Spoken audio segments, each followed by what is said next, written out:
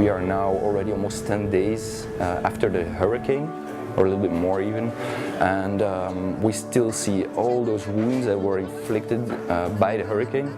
So that means most of the wounds here are 10 days or more old. It means deep wounds, infected wounds, severe infections also of the deep tissues. There was one person who had a trauma because the roof of his house collapsed during the hurricane and it came down in his neck.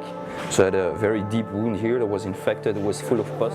Monsieur, ça doit être échangé à 3 jours, ok? C'est très important.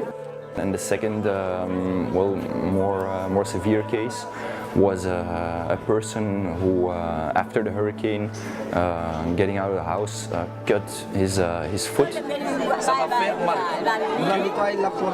Actually, it's on the levels of his Achilles tendon, and was really deeply infected. These are the persons that really, if they wouldn't get the decent care, starting with what we did already, in a few days, this person could lose his foot. Et pour la douleur, 4 fois par jour, okay? 4 fois par jour. Pour la douleur, ça c'est antibiotique, très important. Okay? Ça va? Bonne chance.